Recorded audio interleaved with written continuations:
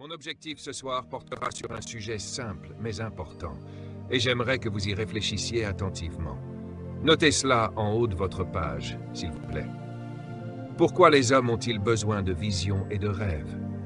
C'est notre sujet pour cette session. Pouvez-vous le répéter avec moi? Pourquoi les hommes ont-ils besoin de visions et de rêves? Pourquoi est-il important pour l'homme d'avoir une vision et un rêve?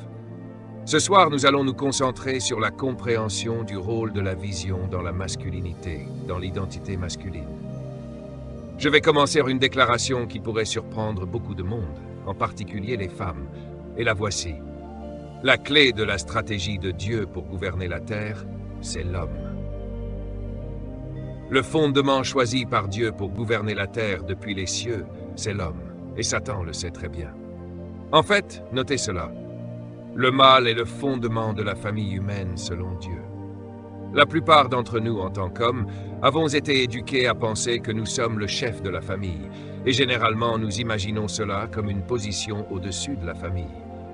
Je suis ici pour corriger cette image. L'homme n'est pas au sommet de la famille, il est à la base, il est le fondement. Le fondement supporte toute la maison. Quand Dieu a créé la famille humaine, il construisait et structurait l'entité humaine, et comme tout bon entrepreneur, il a commencé par le fondement. Pourquoi Dieu a-t-il fait cela? Voyons d'abord le tableau d'ensemble. La Bible parle en réalité d'un roi, d'un royaume et d'une famille royale. Le but originel de Dieu était d'étendre son royaume céleste sur terre. C'est ce que Dieu voulait faire. Sa stratégie était de coloniser la terre avec le ciel. Il voulait étendre son royaume invisible à la terre visible. Dieu vous a donc créé, vous, l'humanité, comme ses fils, pour administrer l'extension de ce royaume sur terre grâce à un programme qu'il appelle la domination. Dieu nous a donc créés pour faire partie de l'extension de son gouvernement et de sa domination sur la terre. Et voici la déclaration la plus importante que je vais faire. Écrivez-la. Le but de Dieu était de remplir la terre avec la culture du ciel. C'est ce que fait la colonisation. Quand un royaume colonise un territoire, il remplit ce territoire avec sa culture. Par exemple, quand je suis né en 1954, je ne suis pas né dans un pays, mais dans ce qu'on appelait une colonie. Une colonie est un territoire gouverné par un royaume éloigné, et ce royaume influence la colonie avec sa culture jusqu'à ce que la colonie ressemble au royaume. Si vous venez aux Bahamas, par exemple, vous verrez que le royaume qui nous a gouvernés pendant plus de 259 ans était la Grande-Bretagne. Dans notre pays, nous conduisons sur le côté gauche de la route parce que c'est ainsi que notre royaume conduisait. Nous parlons anglais, non pas espagnol, et c'est l'anglais britannique, avec ses expressions comme « joyeux compagnon », parce que c'est ainsi que parle notre royaume. Nous buvons du thé 4 fois par jour, car c'est ce que faisait notre roi. En d'autres termes, tout ce qui se passe dans un royaume se manifeste dans la colonie.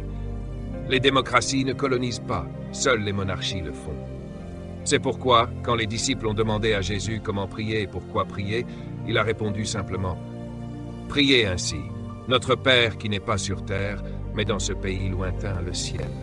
Que ton nom soit sanctifié. » Il dit ensuite « Que ton royaume vienne, que ta volonté soit faite sur la terre, comme elle est faite dans les cieux. » Il n'a jamais prié pour que vous alliez au ciel. Il a prié pour que le ciel vienne sur terre. Une des grandes erreurs de l'Église, c'est qu'elle a inversé le programme de Dieu. Elle s'absorbe dans la formation de gens à quitter la terre, alors que l'instruction était d'occuper la terre jusqu'à son retour. Nous avons donc été envoyés ici pour remplir la terre avec la culture de Dieu. Voyons ce que dit la parole de Dieu concernant son mandat dans Genèse 1, 26.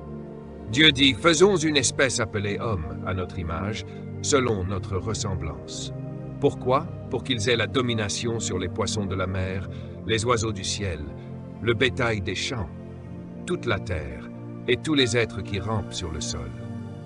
Maintenant, nous savons pourquoi Dieu a créé l'homme, pour qu'il ait la domination. Le mot « domination » est essentiel, car il représente le mandat original de Dieu pour vous. Le mot hébreu pour domination est rada, qui signifie littéralement royaume. Cela signifie gouverner, diriger, contrôler, gérer, maîtriser. Dieu dit, tous, hommes, gérez la planète pour moi, dominez la terre, soyez en charge, contrôlez la terre avec ma culture. Dieu vous a donc créé pour diriger, et c'est dans votre nature de diriger. C'est pourquoi vous n'aimez pas qu'on vous dise quoi faire. Vous êtes conçus pour être aux commandes, pour être en position de gestion et d'autorité, mais pas sur les gens. En fait, vous pourriez noter cette phrase, « L'homme n'a jamais été créé pour dominer d'autres hommes, mais pour dominer la terre. » La clé de la vie est donc de trouver votre domaine de talent, car cela devient votre domaine de domination. Chaque homme ici est né pour dominer un certain domaine de la vie avec son don. Cela devient votre domaine. Ainsi, découvrir votre domaine, c'est découvrir votre but personnel et votre leadership. Quand vous trouvez votre talent et votre domaine de but, vous devenez une personne de but. En fait, cette découverte de votre but est la source de votre leadership personnel. Tout le monde ici est né pour être un leader, mais pas pour dominer les autres. Le leadership est bien plus lié à l'auto-découverte qu'au contrôle des autres. Si vous trouvez votre talent et commencez à le maîtriser, vous attirerez naturellement les gens. Les vrais leaders ne cherchent jamais de suiveurs. Ce sont les suiveurs qui sont attirés par le talent du leader. C'est pourquoi il est important de découvrir votre don en tant qu'homme. Notez cela. La vision est un aperçu de votre but. Je veux partager avec vous quelque chose qui a transformé ma vie concernant la découverte de mon but et combien il est crucial pour vous, en tant qu'homme, de trouver ce talent. Quel est le but de l'homme? Avant tout, la stratégie de Dieu était de régner sur la terre par l'intermédiaire de sa famille humaine, mais son dessein divin pour la famille est la clé de notre réussite. Comment Dieu a-t-il conçu la famille humaine? Premièrement, il a commencé par l'homme. Dites tous « humain ». Notez le mot « humain ». C'est en fait deux mots, « humus » et « homme ». Humus signifie la terre, la poussière, et « homme » est « ish » en hébreu, le terme donné par Dieu à l'être spirituel qu'il a créé. Ainsi, « homme » désigne un être spirituel et « humus » désigne la poussière. Dieu a pris cet homme spirituel et l'a placé dans un corps terrestre, qu'il a appelé « humain ». Ainsi, un humus homme est simplement un être spirituel dans un corps de terre. Votre corps est poussière. C'est important, car l'homme est esprit, et les esprits n'ont pas de genre. Vous ne trouverez nulle part dans la Bible de référence à un esprit masculin ou féminin. Cela n'existe pas. Un jour, on a demandé à Jésus ce qu'il adviendrait d'un homme qui épouse une femme qui se marie 7 fois.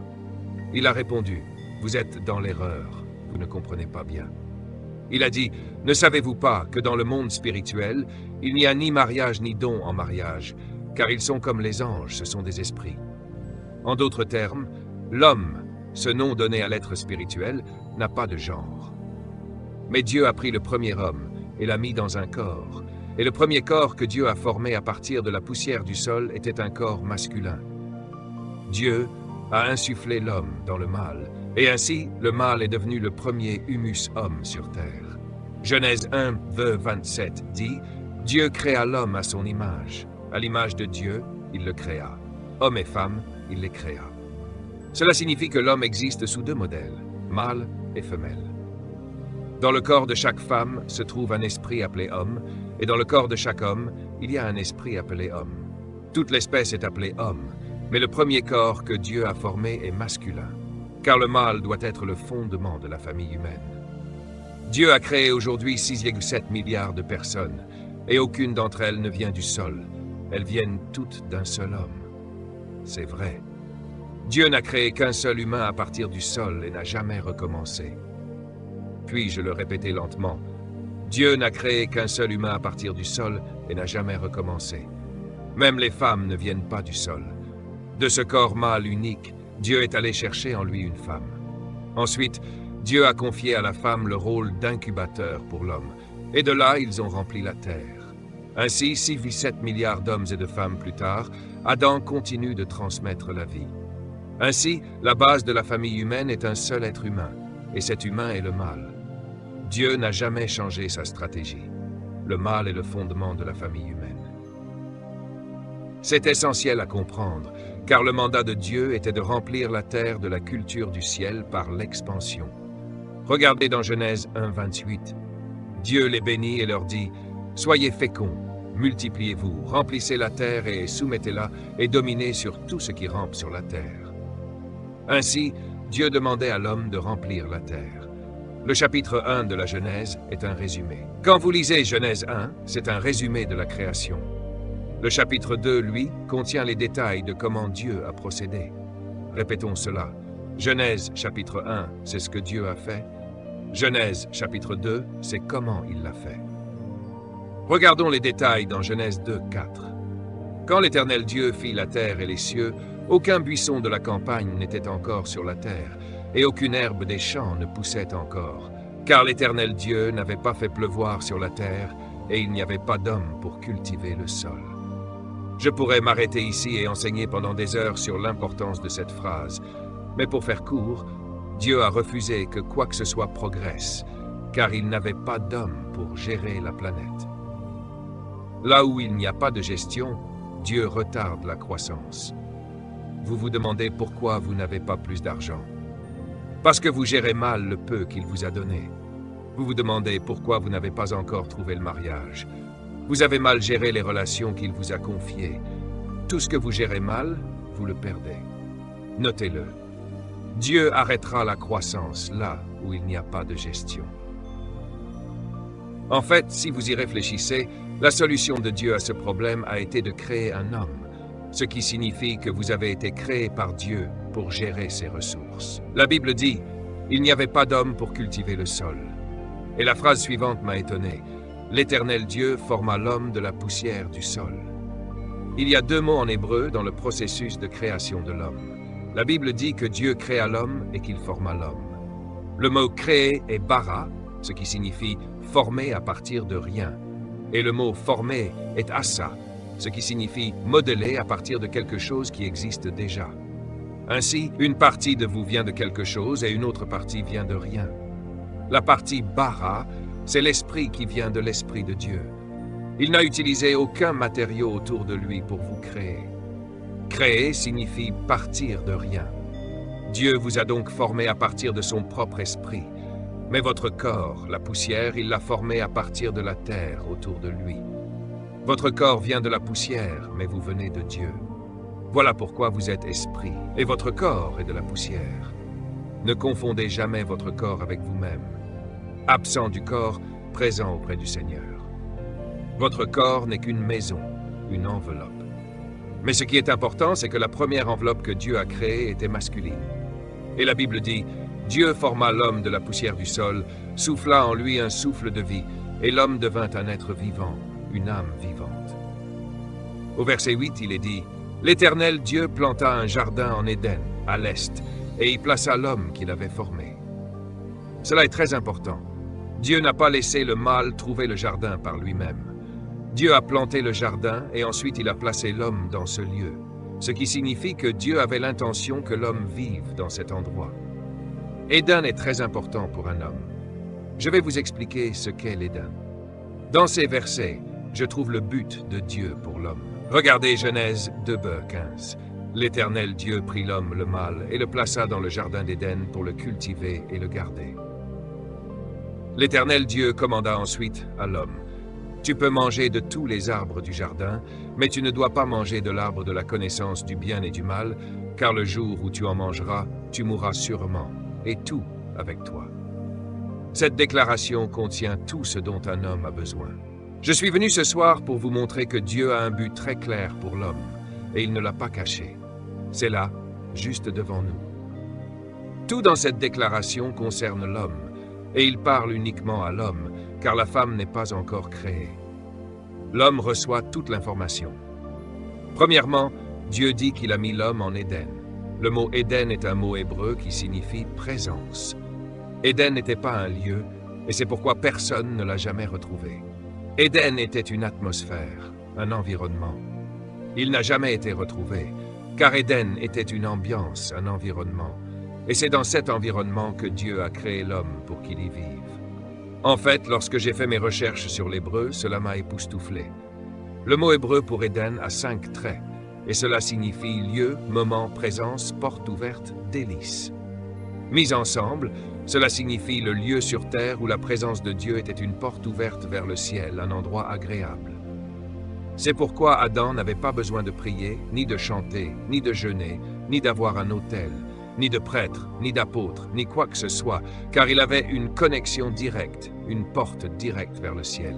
Il marchait dans cette merveilleuse présence divine. C'est là que l'homme a été créé pour être. J'ai presque envie de prêcher. Ceci est très important. Souvenez-vous, Dieu n'a pas laissé l'homme chercher le jardin. Il est dit que Dieu l'a pris et l'a placé dans ce lieu. Pourquoi? Parce que vous avez été créés pour vivre dans l'Éden. Chaque fois que Dieu crée quelque chose, il crée toujours d'abord l'environnement. Laissez-moi vous le prouver. Lorsque Dieu créa les poissons, il créa d'abord l'eau. Quand Dieu créa les plantes, il fit d'abord la terre.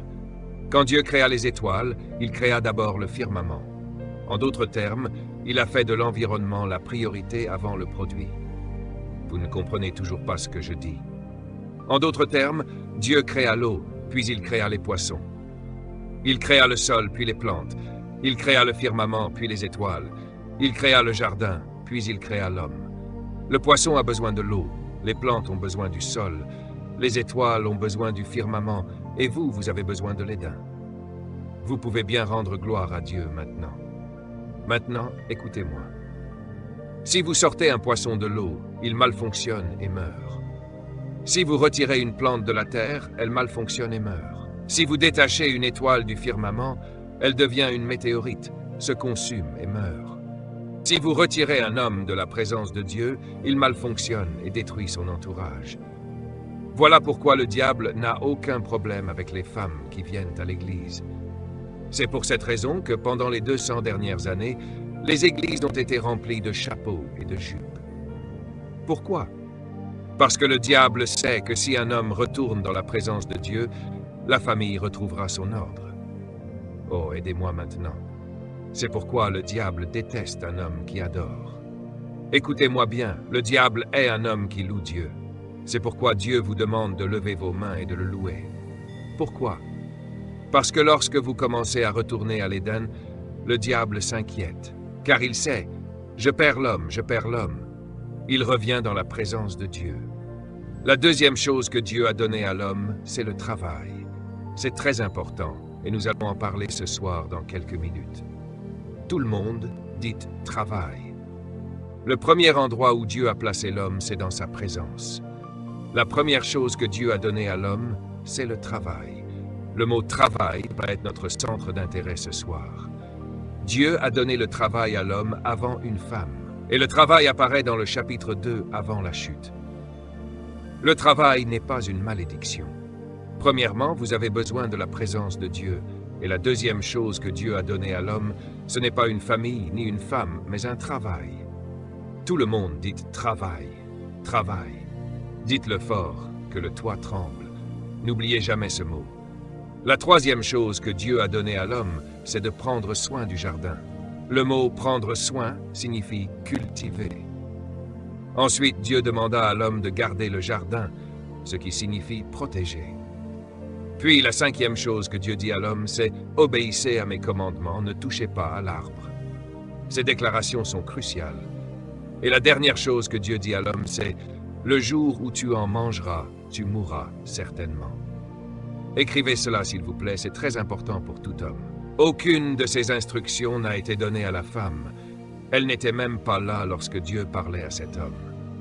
Le mâle a reçu 6 instructions. Premièrement, rester en Éden. Deuxièmement, travailler. Troisièmement, entretenir et cultiver. Quatrièmement, garder et protéger. Cinquièmement, suivre le commandement de Dieu. Et sixièmement, être responsable. Dieu dit à Adam, « Tout repose sur toi.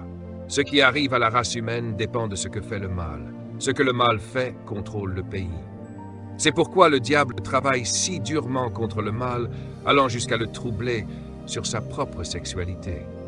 Voilà pourquoi la pornographie est si puissante chez le mâle, pour le corrompre. Chaque publicité visant les hommes utilise le corps nu d'une femme ou des seins à découvert. Pourquoi? Parce que le diable est après toi, mon frère. Dieu a dit à Adam, « Le jour où tu en mangeras, tu anéantiras toute la famille. » Il a placé ce poids sur le mâle. Restez avec moi. Nous ne faisons que commencer. Écrivez ceci, c'est ce que je veux que vous reteniez. Premièrement, Le mal a été créé en premier. Tout le monde dit premier. Premier ne signifie pas que tu es meilleur. Cela signifie que tu es responsable de tout ce qui vient après toi.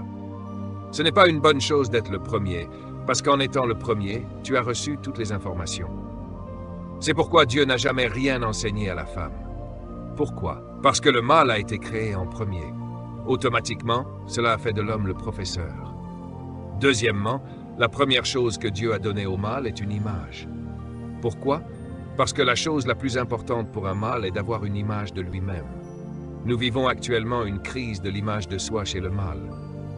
Troisièmement, le premier lieu où Dieu a placé l'homme est Éden, en sa présence. Quatrièmement, le premier commandement que Dieu a donné au mâle est de travailler.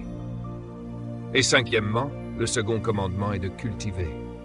Sixièmement, le troisième commandement est de protéger. Et septièmement, le cinquième commandement est d'obéir à ma parole. Tout cela s'adresse à toi et à moi, le mâle. C'est notre responsabilité fondamentale, ce qui signifie que le mâle doit toujours rechercher d'abord la présence de Dieu, toujours poursuivre son travail en premier, toujours protéger tout ce qui est sous sa garde, cultiver tout ce qui est sous sa garde et poursuivre la parole de Dieu et lui obéir en tout temps. C'est la priorité du mâle. Analysons cela un peu plus. Quelle est la clé de la masculinité?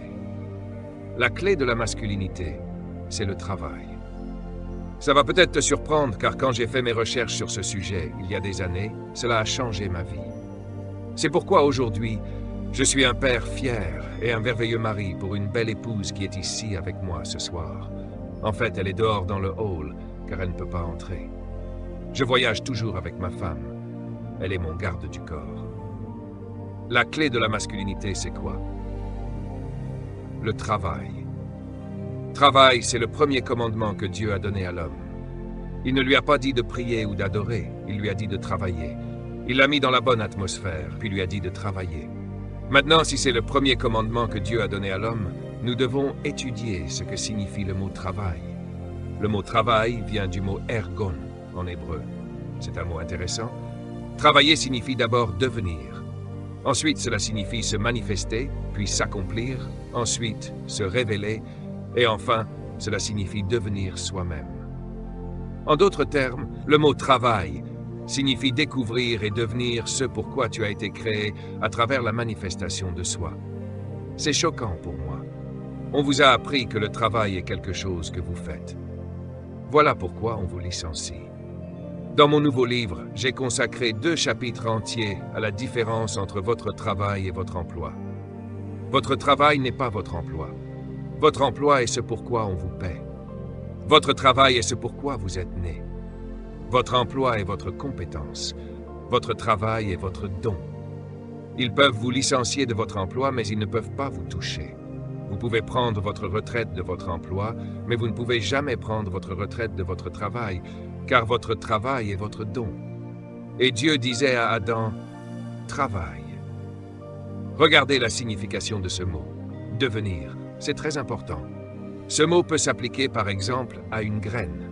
Si vous avez une graine de mangue dans votre main et que vous lui dites de travailler, vous lui demandez de devenir un arbre avec des mangues. Voilà le sens du mot hébreu. Écoutez ces mots en anglais. Adam, deviens. Deviens toi-même. Cela signifie que Dieu a caché dans chaque mâle une vision magnifique qu'il doit devenir. Vous n'êtes pas censé aller travailler, vous êtes censé manifester votre travail. Certains d'entre vous commencent à comprendre. Votre travail, c'est ce que vous portez en vous et que vous avez été créé pour apporter à votre génération. C'est votre travail. Voilà pourquoi votre emploi est toujours temporaire. On peut vous licencier de cela, mais on ne peut pas vous licencier d'être vous-même. Il est important pour un homme de trouver son travail. Pourquoi? Parce que c'est la première chose que Dieu lui a dite. Deviens toi-même, manifeste qui tu es vraiment, révèle ton vrai moi. La plupart des hommes ne se sont jamais découverts, et c'est pourquoi les femmes sont confuses. Allons un peu plus en profondeur. La priorité d'un homme est le travail. Alors écrivez cette phrase très importante. La chose la plus importante pour un homme est le travail. Pourquoi? Parce que c'est le premier commandement que Dieu lui a donné. C'est pourquoi la vie d'un homme est entièrement liée à son travail. Le travail n'est pas quelque chose que l'on fait, mais quelque chose que l'on devient. Par conséquent, il est important de comprendre que le travail est votre raison d'être. Votre raison d'être est donc la raison originelle pour laquelle vous avez été créé. Vous savez, une graine de pomme a été créée pour devenir un pommier. Un oiseau a été créé pour voler, c'est son travail. Lorsqu'un oiseau vole, il travaille. Un poisson a été créé pour nager, alors quand il nage, il travaille. Tiger Woods a été créé pour jouer au golf, donc quand il joue au golf, il travaille. Avez-vous trouvé votre travail? Vous ne pouvez jamais licencier Tiger Woods. Pourquoi? Parce qu'on ne peut pas licencier un don. Oh, je parle à certains d'entre vous. Vous ne pouvez pas licencier Michael Jordan. Cet homme, c'est Monsieur Basket. LeBron James, mon Dieu, est né pour tirer au panier, et quoi que vous fassiez, il réussira. Je me demande quel est votre travail. Pourquoi est-il si important de trouver votre travail? Parce que votre travail est la source de votre vision. Permettez-moi de le formuler autrement. La vision est la raison d'être en image. Quand vous voyez ce pourquoi vous êtes né en image, c'est votre vision pour votre vie. C'est pourquoi votre travail est votre vision. Et quand vous trouvez votre raison d'être et que vous la voyez en image, vous avez découvert votre vision pour votre vie. Pourquoi est-ce si important pour le mal? Proverbe 19 dit ces mots. « Nombreuses sont les pensées dans le cœur de l'homme, mais c'est le dessein de l'Éternel qui s'accomplit. » Le dessein de Dieu est plus important que vos projets. Regardez à nouveau ce verset. « Nombreuses sont les pensées dans votre cœur, mais c'est le dessein de l'Éternel qui va prévaloir. » Autrement dit, le dessein est plus important que les projets. Le dessein est plus puissant que les projets. Il prévaudra sur vos projets, et le dessein précède les projets. Cela signifie que Dieu avait un dessein bien avant votre conception. Vous êtes né à cause d'un dessein, pas pour le trouver. Il y a quelque chose que Dieu voulait accomplir, et cela a rendu nécessaire votre existence. Dieu vous a donc donné naissance pour accomplir quelque chose qu'il avait déjà prévu. Voilà pourquoi la Bible dit que nous sommes son ouvrage, créé en Jésus-Christ, pour de bonnes œuvres qu'il avait préparées d'avance, avant la fondation du monde. Vous êtes venus sur terre pour accomplir quelque chose qui est déjà terminé. Vous êtes nés pour commencer cette mission. Il y a quelque chose que Dieu voulait faire, quelque chose qu'il avait déjà achevé, et il vous a donné naissance pour la commencer. Vous n'êtes donc pas ici par hasard. Vous êtes ici avec une mission. Vous êtes venus sur terre avec votre travail emprisonné à l'intérieur de vous, préparé bien avant la création du monde. Vous vivez avec votre travail, mais le problème, c'est que vous êtes piégé dans un emploi, et votre emploi peut étouffer votre travail. Voilà pourquoi vous êtes si déprimé chaque lundi matin. Allez dans un endroit qui n'est pas vous. Laissez-moi le dire autrement. Écrivez ceci, s'il vous plaît. La première priorité de l'homme, c'est le travail. Et l'homme est défini par son travail, tout comme on définit un oiseau par le fait de voler, un poisson par le fait de nager, et une graine par l'arbre qu'elle produit. Vous êtes censé définir un homme par son travail.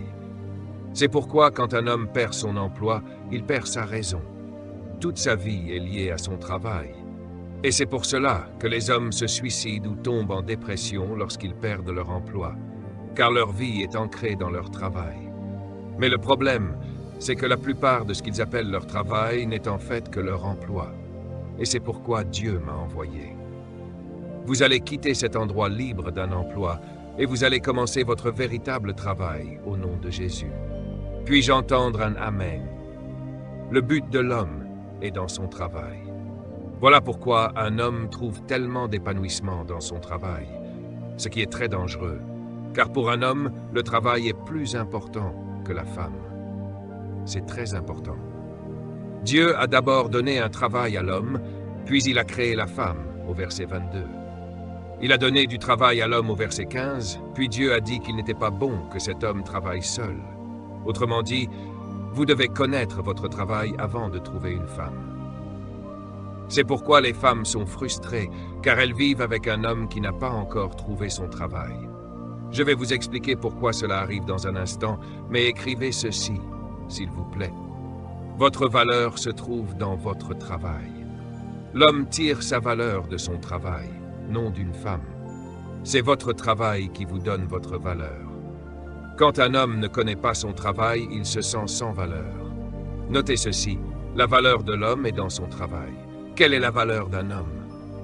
Il n'est pas précieux en fonction de la femme avec qui il vit. Les femmes ne rendent pas les hommes précieux, c'est leur travail qui leur donne un sentiment de valeur.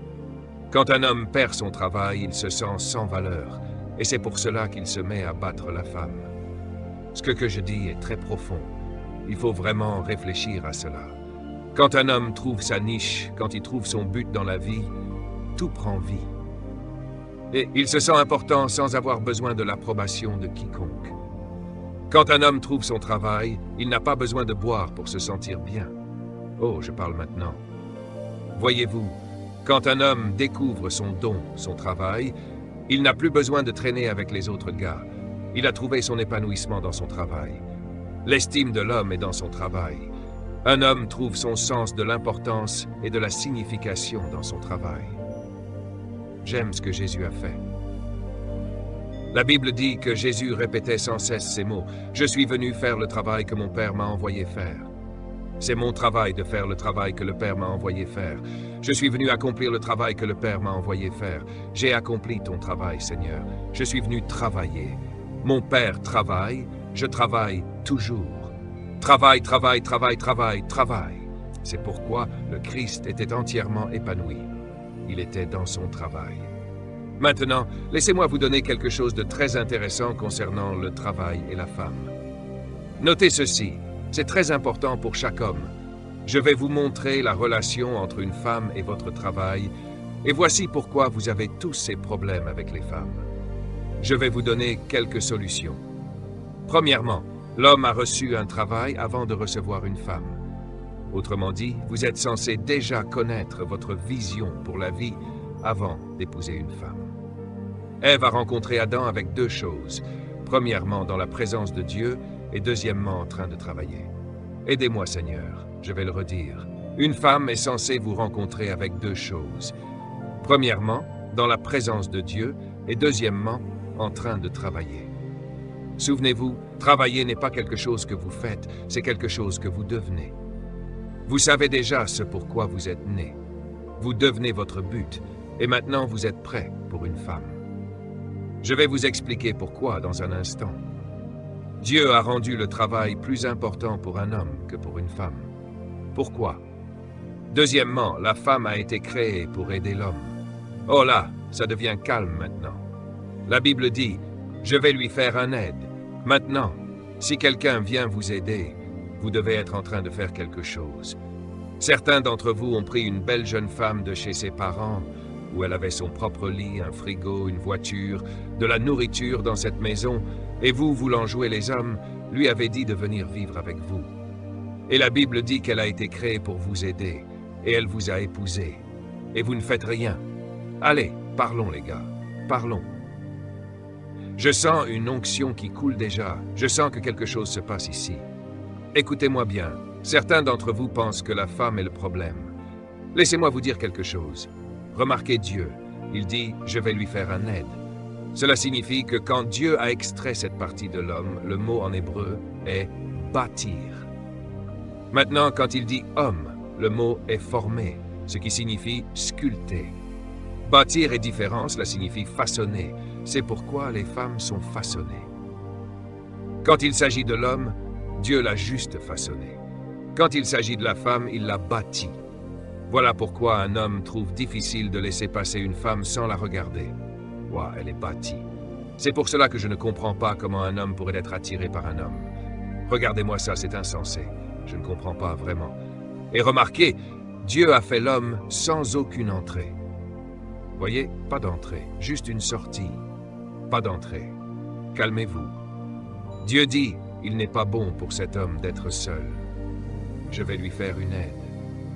Écoutez-moi bien, messieurs. Cela signifie que lorsque Dieu a bâti la femme, écoutez bien, il a mis en elle toute l'intelligence, l'intuition, les compétences, la planification, la sagesse, les idées, toutes sortes de suggestions merveilleuses, tout cet équipement, tout ce qu'elle possède, c'est pour vous, imbéciles.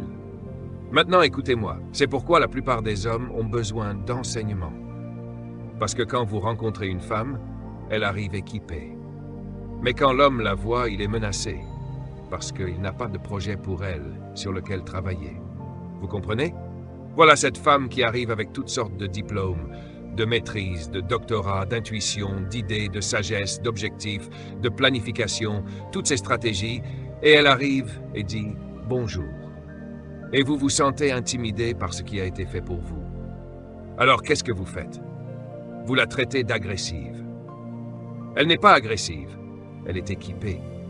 Vous la qualifiez d'agressive parce que vous ne savez pas quoi faire de cet équipement. Vous savez, la plupart des hommes épousent les femmes comme les entreprises embauchent des employés. Parfois, on embauche quelqu'un puis on ne lui donne rien à faire. C'est la chose la plus frustrante au monde que d'embaucher quelqu'un et de ne pas lui dire quoi faire. Écoutez-moi bien, c'est très important. C'est pourquoi la première chose que Dieu a donnée à l'homme, c'est le travail. Car quand un homme découvre son travail, il est maintenant prêt pour une femme qui vient l'aider avec ce travail. Si une femme épouse un homme qui ne connaît pas sa propre vision, son propre travail, alors il introduit de la frustration dans la maison. Écrivez ceci. Une femme a besoin du travail de l'homme pour s'épanouir. Elle est une aide. Rappelez-vous, il y a environ 15 ans, j'enseignais ce principe à un groupe de personnes en Malaisie. Et après avoir terminé, en discutant avec certains des hommes, le Seigneur m'a montré quelque chose. Il a dit, regarde, un aide. Suivez bien maintenant. Un aide vient pour t'aider. Maintenant, si je veux soulever ce pupitre et que j'ai besoin d'aide, j'ai besoin de quelqu'un d'aussi fort que moi, voire plus fort. Ai-je raison? Si j'essaie de soulever cela, j'ai besoin d'aide. Autrement dit, nous pensons que la femme est le sexe faible. Le mot « faible » dans la Bible, utilisé une fois pour désigner les femmes, signifie « délicat » et non sans force. L'aide doit être soit aussi forte, soit plus forte pour vous aider dans votre travail. Les hommes considèrent les femmes comme une menace parce que ces hommes n'ont aucun travail à donner aux femmes. Numéro 4. La femme est équipée pour aider l'homme dans son travail, sa vision, et la femme a besoin d'un homme qui connaît son travail. J'avise toujours les femmes en leur disant que si un homme veut t'épouser, la première question à lui poser n'est pas « m'aimes-tu » ? Mauvaise question. Pourquoi? Parce que ce n'est pas la première chose que Dieu a donnée à l'homme. La première question qu'une femme devrait poser à un homme qui veut l'épouser est « Où vas-tu? Je veux connaître ton avenir. Montre-moi ta vision sur papier. Pourquoi me demandes-tu de te suivre? Je veux savoir où tu vas. Que va-t-on faire ensemble? » Travail avant la femme. Vision avant la femme. Mission avant la femme. Ta vision est la clé de l'épanouissement de la femme. Ma femme est la plus heureuse des femmes, car quand elle m'a rencontré, j'étais déjà dans mon travail. Quand un homme a trouvé son travail, il sécurise la paix de la femme. Une femme ne vient pas pour te concurrencer, elle vient pour te compléter. Laissez-moi vous parler un peu des femmes, parce que Dieu les a équipées pour aider. Quand elles entrent dans votre vie, si vous ne faites rien, elles vont s'aider elles-mêmes. Elles vont commencer leurs propres entreprises, leurs propres projets, lancer leur propre ministère, parce que vous ne faites rien. Savez-vous ce que votre femme attend? Un plan. Quand vous quittez cette conférence, vous devez rentrer chez vous avec une vision pour votre famille. Dites à votre femme, « Chérie, j'ai un emploi, mais je travaille sur mon œuvre ici, j'ai cette idée, je vais. » Et au fait, c'est très intéressant, une femme est une incubatrice. Tout le corps de la femme est une incubatrice. Dieu les a conçus ainsi. C'est pourquoi, chaque fois que vous donnez quelque chose à une femme, vous ne le récupérez jamais de la manière dont vous l'avez donné. Vous savez ce qu'est une incubatrice? C'est une chose incroyable. Tout ce que vous mettez dans une incubatrice est multiplié. Cela lui donne la vie et vous le rend. Laissez-moi le dire encore. Tout ce que vous mettez dans une incubatrice, cela multiplie toujours. Tout ce que vous lui donnez, elle lui donne vie et vous le rend. Les incubatrices ne gardent jamais rien. Elles prennent toujours, multiplient, agrandissent, donnent vie et rendent. C'est pourquoi, si vous donnez une semence à une femme, elle ne vous rend pas la semence. Elle la multiplie, lui donne la vie et vous donne un bébé. Vous lui donnez une maison, elle la multiplie et vous donne un foyer. Vous lui donnez des provisions, elle les multiplie, leur donne vie et vous prépare un repas. Vous lui donnez un mot, elle le multiplie, elle vous donne une phrase. Oui, Alors vous lui donnez de la frustration. Elle la multiplie et vous rend l'enfer. Vous pouvez toujours dire ce que vous avez donné à une femme par ce qu'elle vous rend. Les incubatrices viennent dans votre vie pour aider. Écrivez cela. La femme est frustrée par un homme qui ne connaît pas sa vision, son travail dans la vie, et qui ne sait pas ce qu'il devient. C'est pourquoi j'apprécie les hommes, l'homme de pouvoir, c'est nous.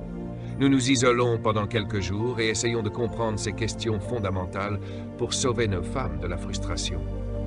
Nous devons être honnêtes avec nous-mêmes. Dire « Je ne sais pas ce que je fais ». Votre emploi n'est pas votre travail. Vous devez trouver ce travail, découvrir quelle est ma mission, ce pourquoi je suis né. C'est ce que cherche une femme. Je vous dis que la découverte la plus importante d'un homme est son travail. Car le travail est le but de votre existence, et le but est la source de votre vision. La vision est une chose incroyable. Elle donne à l'homme son sens de la signification dans la vie. Si vous savez où vous allez, vous avez un sentiment de sécurité et une passion. En fait, la vision fournit aussi la sécurité et le sens à la femme, car lorsqu'elle se rapporte à vous, elle vient dans votre vie pour vous aider dans ce que vous faites. Vous ne devriez jamais épouser une femme si vous ne savez pas où vous allez. C'est une abuse envers une femme. Elle est venue pour vous aider, mais aider à quoi? C'est la question. C'est pourquoi ces jours-ci sont si importants. Ensemble, nous ne pouvons pas entrer dans le siècle prochain avec des hommes confus. Votre femme est silencieuse, mais elle est silencieusement frustrée, car vous ne lui dites pas ce que nous faisons. Qu'allons-nous faire dans cette maison? Elle a besoin que vous trouviez votre vision pour sa propre santé mentale. Proverbe 29 dit que là où il n'y a pas de vision, la famille périt. Vous savez, je peux dire clairement que Madame Jake est une femme heureuse. Elle était avec nous aujourd'hui, elle nous servait le déjeuner, et elle était si heureuse de nous le servir. Pourquoi? Elle est au milieu du rêve de son mari. Maintenant, elle a un rêve, mais ce rêve est à l'intérieur de son rêve. Il n'y a pas de compétition, pas de jalousie. Elle est heureuse, pourquoi? Il a créé un endroit où elle peut s'épanouir. J'ai dit à ma femme l'autre jour, « Tu sais, si tu vas travailler, tu peux rendre quelqu'un d'autre riche. Alors, autant rester avec moi, travailler avec moi pour me rendre riche, et quand je serai riche, tu seras riche. » Où va ta femme travailler? C'est la question. Quel est ton plan pour démarrer ton propre business afin qu'elle puisse devenir une partie de ton rêve et t'aider à réaliser le rêve de la famille? Écrivez cela. Les emplois vous préparent à votre travail. Vous n'étiez jamais censé mourir sur un emploi. Vous deviez mourir dans votre travail. Les emplois sont toujours temporaires. Le travail est permanent. Ils peuvent vous licencier d'un emploi, mais ils ne peuvent pas vous licencier de votre travail. Votre femme a besoin de sécurité, et le travail est la sécurité. Je vous dis que la vision est personnelle, mais jamais privée. Voyez-vous? Cela dit que là où il n'y a pas de vision, le peuple périt. Il ne dit jamais qu'il n'y a pas de mari ou de leader, mais il dit qu'il n'y a pas de vision, le peuple périt. La vision est plus importante que la personne. Oui, vous êtes un homme bien, un gars formidable, mais avez-vous une vision pour la famille? C'est la question. Pouvez-vous me montrer un plan de 50 ans sur papier pour votre famille? Actuellement, j'en ai un. Vos fils peuvent-ils vous dire, « Papa, c'est là où nous allons. Je vais aller à l'université et obtenir une éducation pour vous aider à y arriver. » Même donner un but à vos enfants lorsque vous trouvez votre propre vision. Regardez encore ce verset. Là où il n'y a pas de quoi, vision. Vous affectez toutes les personnes. La vision n'est pas privée, elle affecte tout le monde. Par conséquent, la vision est une source de maîtrise de soi. Cela vous maintient sur un seul chemin. La vision est également la clé de la discipline personnelle et corporative. Cela vous aide à discipliner votre vie. Et je veux conclure là-dessus, car il est très important que les hommes comprennent le pouvoir de la vision. Je suis très concis dans ma vie, je sais exactement quoi faire chaque jour. Si vous n'avez pas de vision, vous êtes une proie facile. N'importe qui peut diriger votre vie. En fait, sans vision, vous pouvez être conduit par de bonnes choses qui ne sont pas forcément les bonnes choses. Et le bien n'est pas toujours juste. Laissez-moi le formuler ainsi. Le but précède la vision. C'est pourquoi Dieu vous donne d'abord un but, et ce but pour votre vie est la source de votre vision. C'est de là que cela vient, et le but est le fondement de votre vision. C'est sur ce fondement que vous la construisez. Le but produit votre vision. La vision est le but. Lorsque vous pouvez le voir, pouvez-vous voir l'arbre à pommes et la graine? Absolument. La vision est une manifestation de votre but. La vision est aussi un aperçu de votre but lorsque vous le voyez en image. La vision est la réalité conceptuelle de votre raison d'être. La vision est le but en technicolor.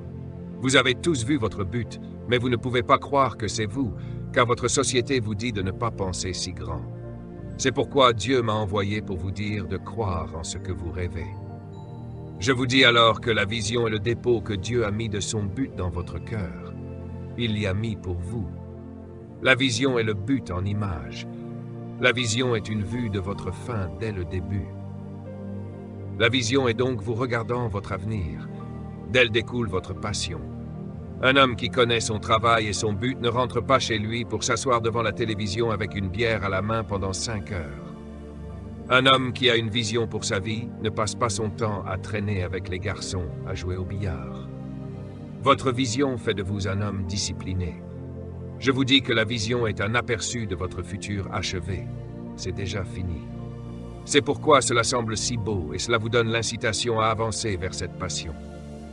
Donc la vision, c'est voir votre vrai soi et votre vrai concept de soi. Vous vous voyez comme Dieu vous voit.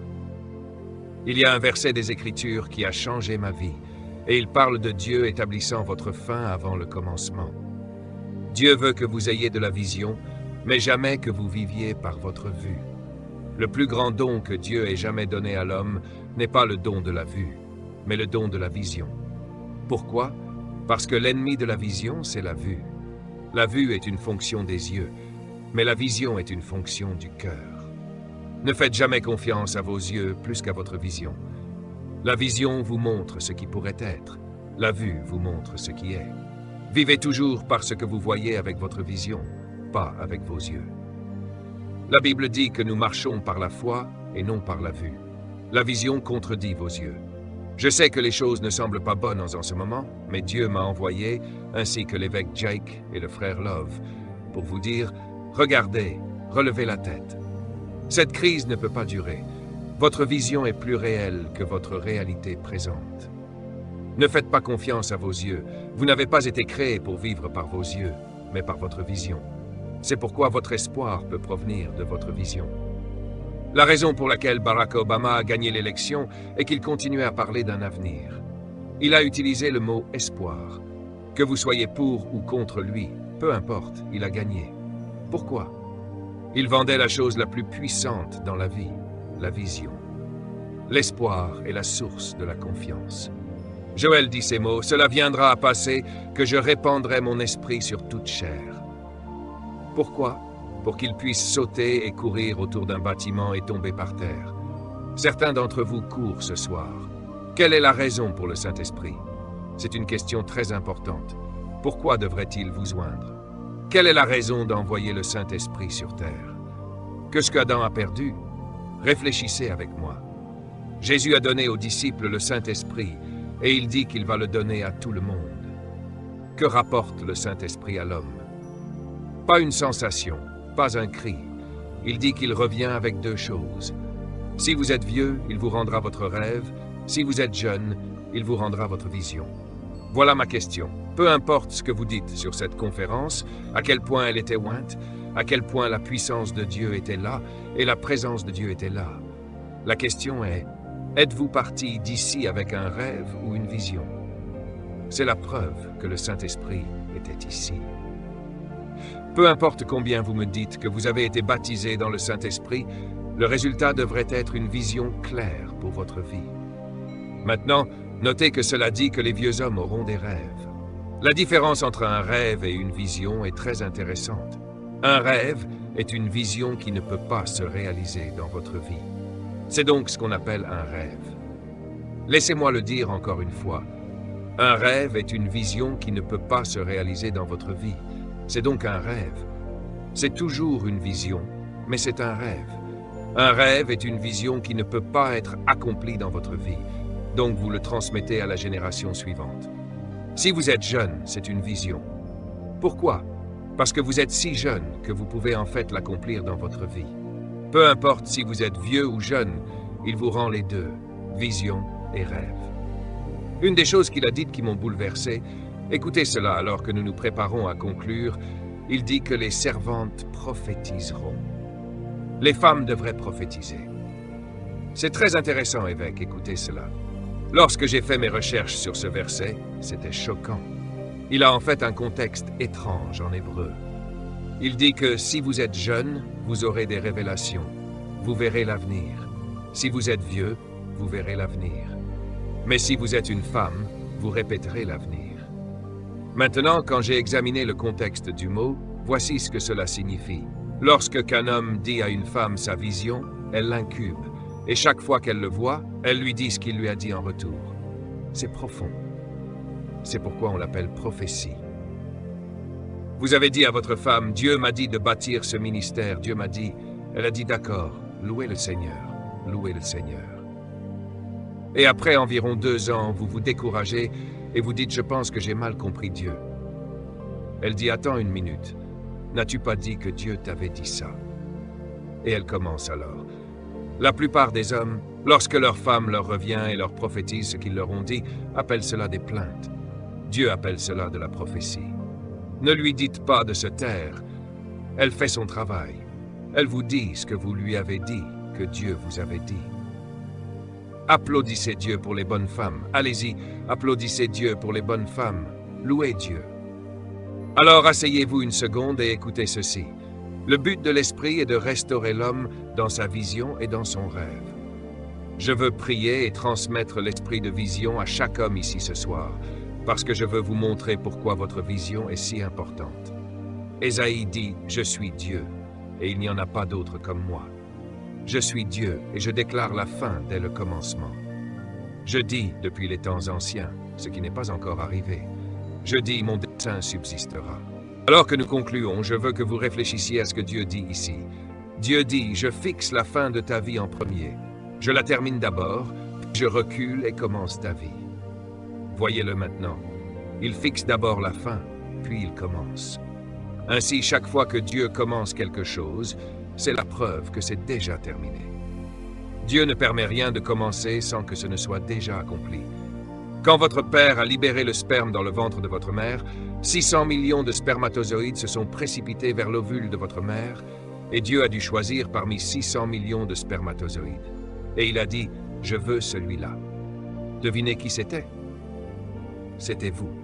Pourquoi? Il dit, « Ce que j'ai achevé, je veux maintenant le démarrer. » Votre naissance est la preuve qu'il y a déjà quelque chose d'accompli, que vous êtes né pour commencer. C'est pour cela que le verset suivant dit, « Il fait connaître la fin dès le commencement. » Il vous montrera votre fin dès votre début. C'est si magnifique. Dieu dit, « Je vais te terminer d'abord, puis te commencer. Et quand je te commence, je te montrerai ta fin. » C'est pourquoi vous marchez chaque jour avec ce grand rêve de ce que vous voulez accomplir. C'est votre fin dès le début. Actuellement, vous êtes sans le sou, mais à la fin, vous êtes multimillionnaire et vous pouvez voir les millions, même si vous n'avez rien pour l'instant. Vous devez comprendre que Dieu ne vous permettra pas de voir quelque chose qui n'existe pas. Donc, si vous le voyez, c'est un fait. La distance entre ce que vous voyez et là où vous êtes s'appelle le plan. C'est important pour vous en tant qu'homme de voir votre fin. Si vous rencontrez une femme au début, ne lui dites pas ce que vous avez au début, car vous n'avez rien. Montrez-lui ce que vous aurez à la fin et dites-lui « Aide-moi à y arriver, chérie. » Quand ma femme m'a épousé, j'étais fauché à l'université. Je n'avais rien. Mais je lui ai parlé de mon rêve, et elle a cru en mon rêve plus qu'en mon portefeuille. Et maintenant, elle ne savait pas qu'elle épousait un multimillionnaire. Je veux que vous rentriez chez vous, que vous mettiez votre rêve et votre vision sur papier, et que vous disiez à votre femme, « Reste avec moi assez longtemps, parce que je te promets que si tu restes avec moi assez longtemps, tu auras ton propre siège dans ton propre jet privé. Allez, les hommes, rêvez un peu avec moi. Nous aurons 5 maisons en location. Nous voyagerons autour du monde en partageant la parole de Dieu. Reste avec moi. Je sais que mon Église n'a que 50 membres pour l'instant, mais je te promets que si tu restes avec moi, Dieu m'a montré 50 000. Levez-vous. Ne jugez jamais un homme à son début, car le début est toujours petit. La Bible dit que la fin d'une chose est plus grande que son début. Vous devez trouver votre vocation. Joseph a vu sa fin alors qu'il était adolescent, et Joseph a cru en sa fin au point de commencer à en parler. Laissez-moi vous dire ceci. Vous ne croyez en votre vision que lorsque vous commencez à en parler. Et laissez-moi vous dire quelque chose. On peut toujours savoir quand une vision vient de Dieu. Elle vous fait passer pour un fou. Si les gens vous croient la première fois que vous leur en parlez, ce n'est pas de Dieu. Oui, car la fin est toujours si incroyable que chaque vision n'a qu'un seul croyant au départ.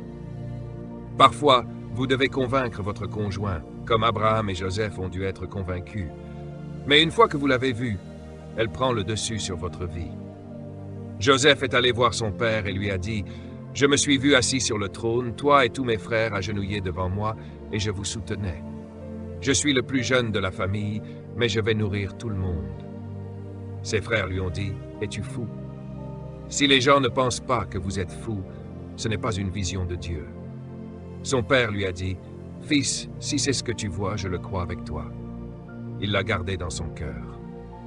Voilà pourquoi nous sommes ici ce soir, Bishop Jakes, moi-même et les autres qui sont ici avec vous cette semaine. Nous sommes comme le père de Joseph. Nous croyons en vous. Vous pouvez nous dire vos rêves les plus fous, et nous croyons en vous, parce que nous étions fous, nous aussi. Et les frères de Joseph n'ont pas pu supporter son rêve. Ils lui ont arraché ses vêtements et l'ont jeté dans une fosse. J'imagine Joseph dans cette fosse regardant la terre, levant les yeux et voyant le ciel. La Bible ne parle pas de son attitude, mais il n'a jamais été en colère. Vous savez ce que je crois que Joseph a fait dans cette fosse? Ce que je veux que vous fassiez ce soir. Joseph s'est assis dans cette fosse et a dit « Tu sais, ce n'est pas ce que j'ai vu. » Écoutez-moi bien. Si ce que vous voyez n'est pas ce que vous avez vu, alors ce que vous voyez est temporaire. Dites à votre voisin « Ce n'est pas ce que j'ai vu. » Gloire, tenez-vous la main un instant. Vous travaillez quelque part et vous devez retourner au travail lundi. Je veux que vous alliez à ce travail en souriant, en passant un bon moment. Entrez et dites « Bonjour tout le monde, comment allez-vous » Et s'ils vous demandent pourquoi vous êtes si heureux, dites-leur « Ce n'est pas ce que j'ai vu. » Gloire à Dieu. Oui, ça s'appelle un emploi temporaire. Je sais que vous rentrez dans une maison qui est peut-être même en train d'être saisie. Vous savez pourquoi Dieu m'a envoyé ici ce soir? Pour vous dire que la raison pour laquelle il ne permettra pas qu'on saisisse cette maison, c'est parce que ce n'est pas celle que vous avez vue. Oui, je sais que votre église est dans un local modeste, mais ce n'est pas ce qu'il vous a montré quand vous étiez sur votre oreiller. Alors dites aux gens, profitons de cet endroit pendant que nous y sommes, car ce n'est pas ce que nous avons vu. Nous sommes en route vers quelque chose de plus grand. Profitons de là où nous sommes, car ce n'est pas permanent, c'est temporaire. Certains d'entre vous sont venus ici et voulaient tellement donner de l'argent ce soir. Vous avez dit « Oh, si seulement j'avais 1000 $. » Et Dieu m'a dit de vous dire ce soir « Oui, je sais que tu voulais les donner. »